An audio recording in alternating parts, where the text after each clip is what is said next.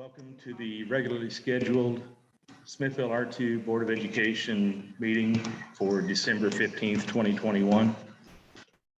If you would, please rise and join me in the Pledge of Allegiance. I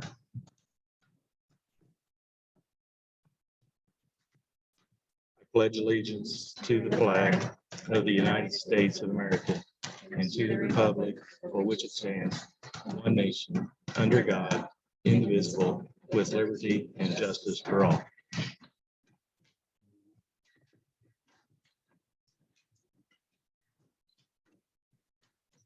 Call this meeting to order. We'll start with, as soon as we get past it, to the 7.0, the adoption and modification of the agenda. 7.1, adoption and modification of the agenda. It has been brought to my attention that on the agenda, item 11.8 in new business was stuck that far down on the agenda because they were attending another board meeting before they came and presented to us. That meeting was canceled because of the weather. So this has been asked if we move 11.8 up to 11.1 so that Brad or whoever is here from the accounting firm can lead. So is that approved? Take a motion in a second to make that change and to modify and approve the agenda. Second. Got a motion and a second to approve the modification to the agenda and to approve the agenda as modified. Any further discussion? Please vote.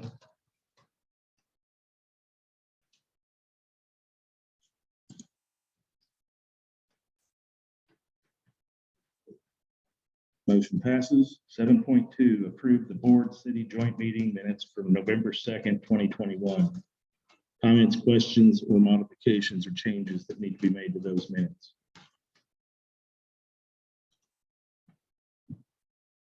Hearing none, I'll accept a motion in a second to approve the board city joint meeting minutes from November 2nd, 2021. Karen, it advanced to 7.4 on my screen. Second. Got a motion and a second, Lynn and Jeff, to approve the board city joint meeting minutes for November 2nd, 2021. Any further discussion? Please vote.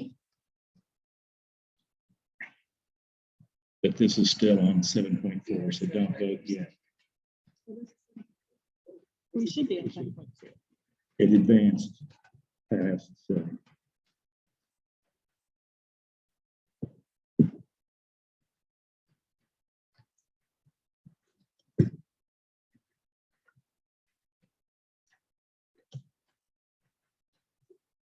Okay, there is 7.2. We have a motion and a second. Lynn and Scott, please vote. Or Lynn and Jeff, sorry. Okay.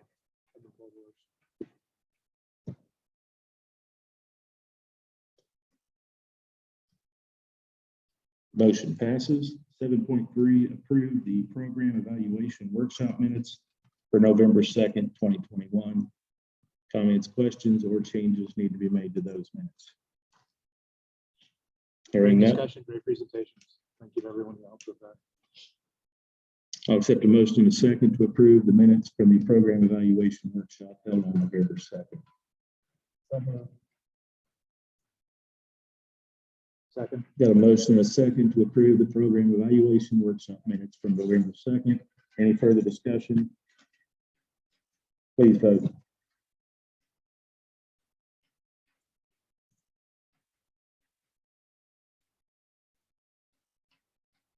Motion passes. 7.4, approve the regular session meeting minutes for November 17th, 2021. Corrections, modifications.